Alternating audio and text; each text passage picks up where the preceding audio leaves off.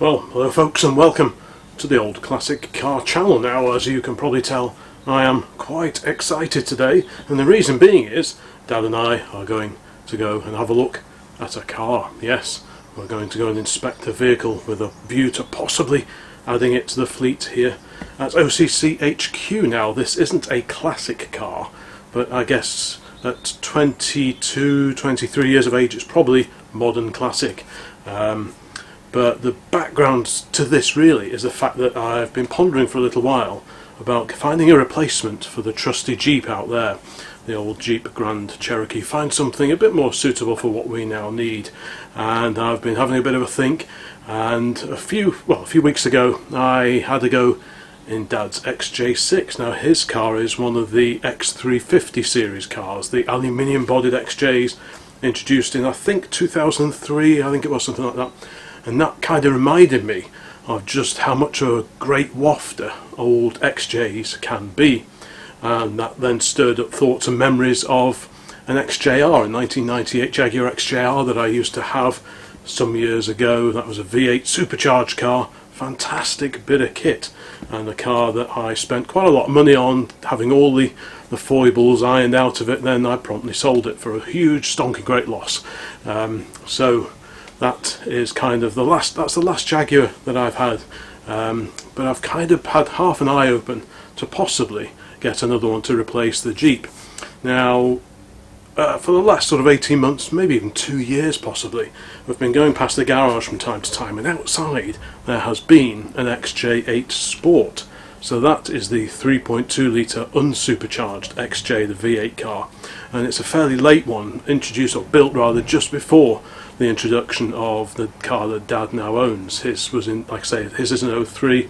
This car I think is 02, and I've seen it behind the fence for quite a long time now. It hasn't really moved in probably 2 or 3 years, so it's a little bit of a fixer up, a bit of a project, but I think it may just have the makings of quite an interesting car. Now, the plan is, I've spoken to the garage owner, we're going to go over a little bit later today and have a look at this car and just see if it's actually a possible candidate to take on. I'm not committed, it's purely a case of going to have a look, and if we can we'll get it up on the ramp as well, just to see if it's okay underneath as well as on top, and if everything looks sort of promising, then we'll sort of give it a bit of thought and maybe think about buying it, or at least putting an offer in and see if a deal can be struck. But before all that, we need to have a proper look round it and just see what it is that we are faced with this particular car. Now, anyone who knows their Jaguars will know that buying an older Jaguar can be fraught with problems, as is the case with any car that's sort of 20 odd years old, and also one that's been sat for a little while out of use, because that can always add a little extra frisson of excitement to putting a car back on the road that hasn't been used for a little while. The V8 engines, they're a good engine basically, but they were let down with a couple of sort of foibles, if you like. Some of the earlier V8s, they had their plastic secondary timing chain tensioners, which had a bit of a habit over time of disintegrating and the chains jumping, which isn't a great thing at all. And they also had plastic water pump impellers, which aren't very good either. And there were also, with the XJR that I used to have, there were also a few extra little gremlins in the works that you had to take care of, such as the valley pipes. That's like a series of coolant pipes that run beneath the supercharger. But the car we're looking at today is just a 3.2 Sport. It's like the baby of the range, if you like. So it won't have the grunt of an XJR, of course, but it should still be a good wafter. And I'm not interested in traffic light Grand Prix particularly. So as long as we can find something that's a good solid base to hopefully keep run and maybe improve over time, then this could possibly be the car for me. I've always liked old Jaguars. I've got a bit of a background with old Jag Series 1s. I've had a few of those, and of course the XJR in more recent times. So to have another V8, the X308 shape, the last of that era, does kind of appeal. So you know, it's not an entirely rational decision, but you know, as this car's there and it's not too far away from where we're stood today, surely it's got to be worth a look. Well, here it is. It's a slightly breezy day, so we'll keep this brief, but it's been sat here for a little while, and as you can see, it's looking a bit shabby.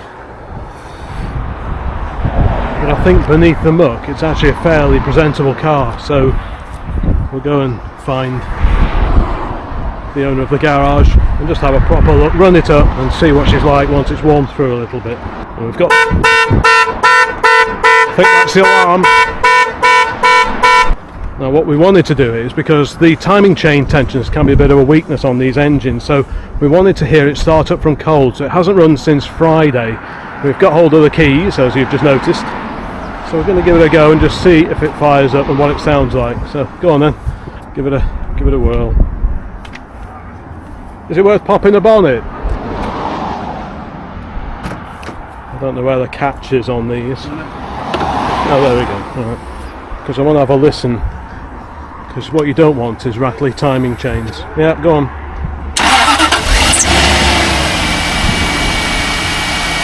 It's a timing chain tension as a hydraulic, I believe.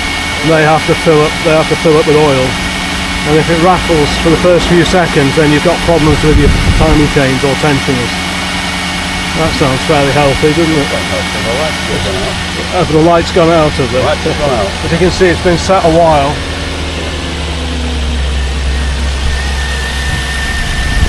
Tick over's dropped back a little bit. Speaking to the owner of the garage who's handling the sale, he said that it was screaming its head off when it started up last week because the alternator had seized on it, so he's put a new alternator, a new battery on it. It's also got a metal thermostat housing, whereas usually they are plastic. That's been replaced as well. There's a whole mountain of receipts and so on with this car. But actually, beneath all the grime, it actually looks pretty solid to me. They often go down here and such like, and there's just a little bit starting there, but only a bit of surface, not that you'd notice. And the wheels look good, so I think it's had a fairly easy life, this one. Eh? I just put the aircon on. Oh right. No, so there's no light showing on the dash at the moment. Now whether they've been reset or not, I don't know. They may have been at some point. There's a load of history over there. There's no steam out the back as far as I can see. I'll go around the back and just...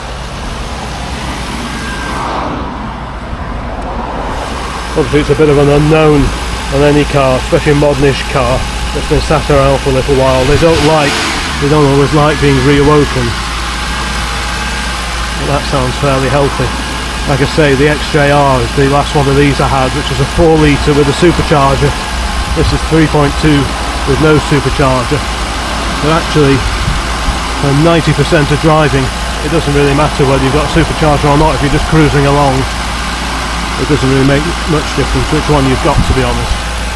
But yeah, it certainly will benefit from a clean, this one. Lots of cobwebs. Aircon's blank. Sorry? Aircon's working. The aircon's works, does it? Oh well, that's a surprise. Windows work. Yeah. This reminds me a little bit of many years ago going to get the XJR, in fact, and we went to get that in Dad's X350, the later shape XJ6 over there, so this is a bit of a deja vu. Although that time I was committed to buying it, this time I'm not. We're just coming to have a look. I'll just go around the back and have a look. No steam coming out. Sounds pretty quiet. Just really, really filthy.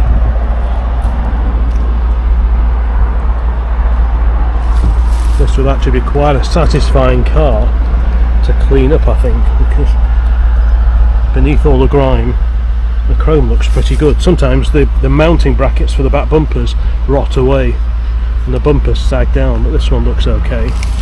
Back arches are all good, you know, all the usual Jag spots. I think it's had a bit of paint, so it's just got a little split there. But other than that, it all looks pretty good. Seen many XJ8s like this looking a whole lot worse than this one, even if this one does need just a bit of spit and polish. Anyway, I think we'll leave the recording for now and we'll just have a bit of a check around, a bit of a look around, have a chat with the owner. We may even get it up on the ramp and yeah, see what delights await us underneath.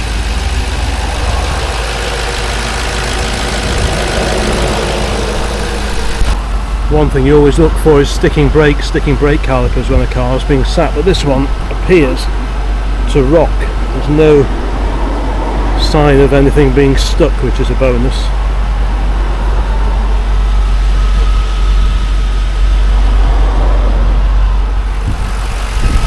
There's no signs of overheating either. Can't see any signs of coolant or any coolant spraying around like on the inside of the bonnet or blown head gasket, that kind of thing.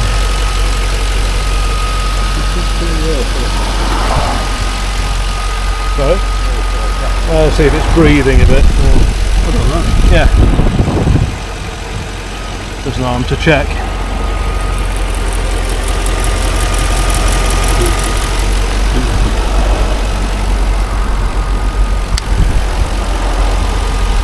Next thing to do is see if it'll move.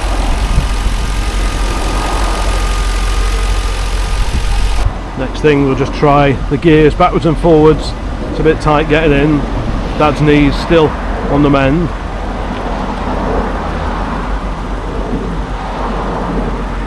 Might be a bit tight getting in.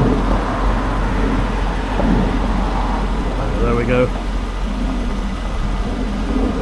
Dad's had quite a few Jaguars Series 3 XJ6 and XJ12, and the current XJ6 he's had for many years, so he knows his way around Jaguars. Let's just... okay, brakes are working, not sticking. Bit of rust on the front discs.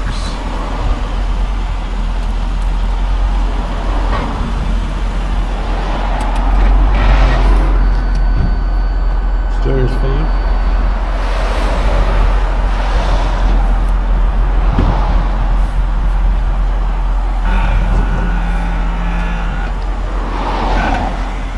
No sticking brakes as far as we can see. But yeah, you'll note it's got the XJR grille on it.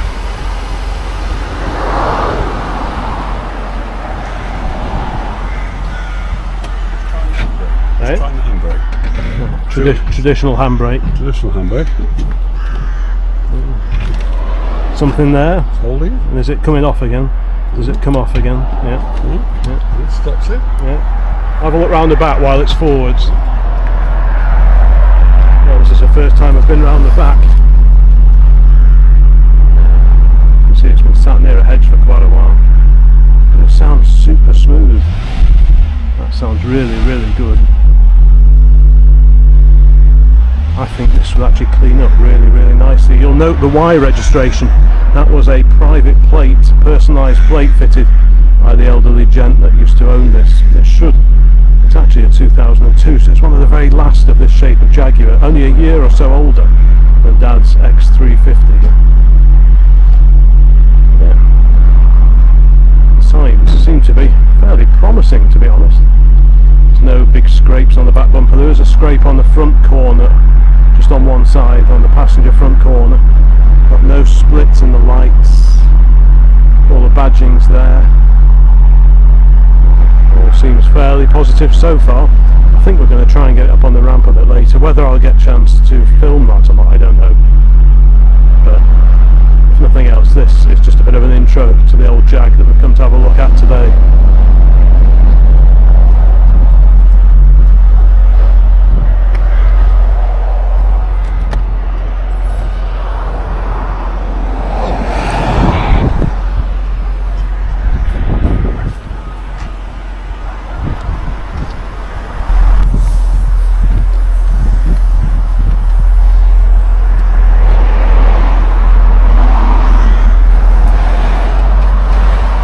It's always a good idea just to stand back a bit, and then you can look to see how it sits, and also if there's any colour mismatches down the side.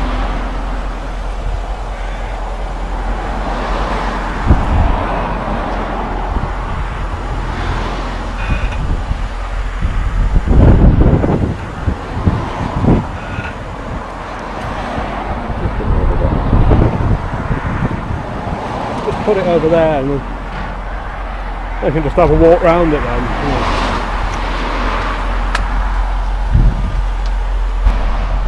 Yeah, this way we can have a proper look around and just check for shades of blue.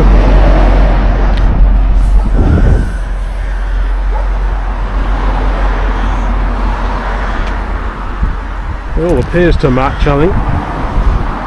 I think only the very late X308s were ever offered in this colour. There's that scrape you can see around the front corner. So that would need doing. But otherwise, I can hear the guard dogs. Otherwise, I think it's got a bit of potential, this. Again, if you look down here, this is where they always rot. You can feel behind there. Actually, it's not bad at all. Along here, the sills, the forward edge of the sills always goes.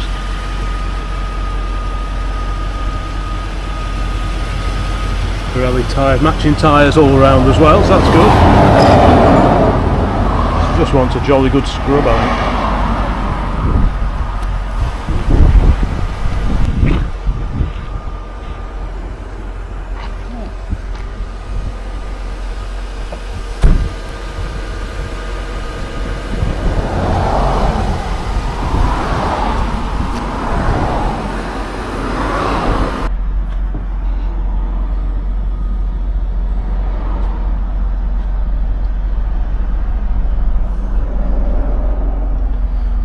Pretty clean in here, the headlining sagging a little bit at the back, but that's common with these.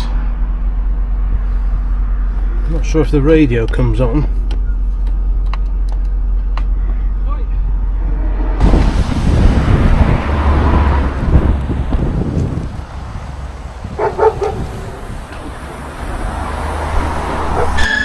She goes onto the lift and then we can have a bit of a look underneath.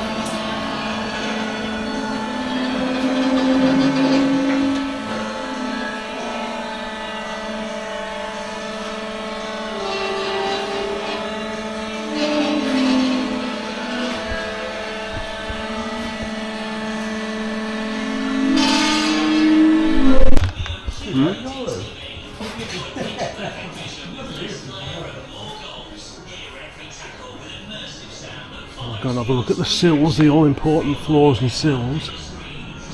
Clearly it's had some stuff sprayed around. I'll have a look for leaks as well.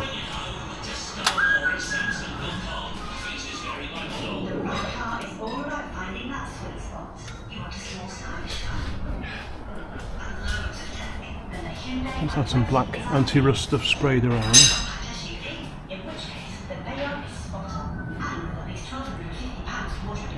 Been watching a few videos, just reminding myself where these go.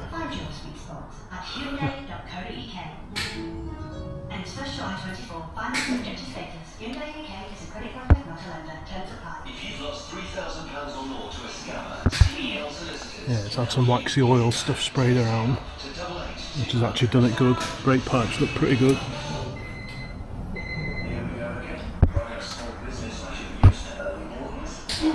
So look at the other side.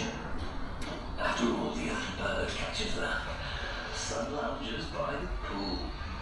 With an American Express business card, spend securely and earn points on business transactions to put towards your dream holiday.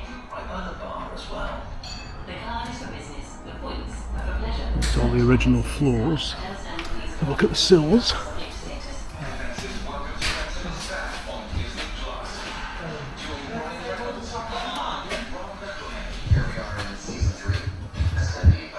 What's it like round the back of here? Looks alright, and it's been jacked up on there at some point.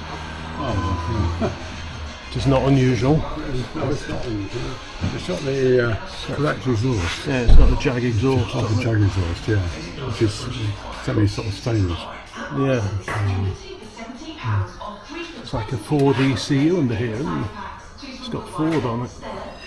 Well, it will have. Yeah. Still Ford owner at the time. Yeah. Oh no, mine was Ford. I've walked around all the subframe mountings. The other thing I found where the radio don't work, but apart from that.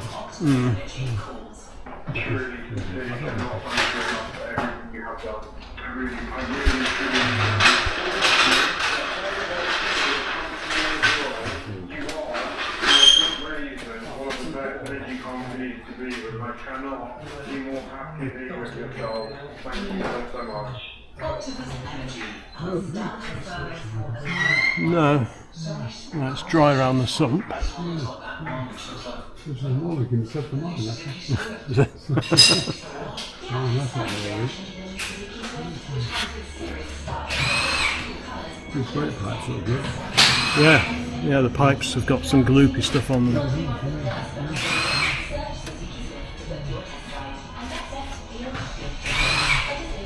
Tapping points for them.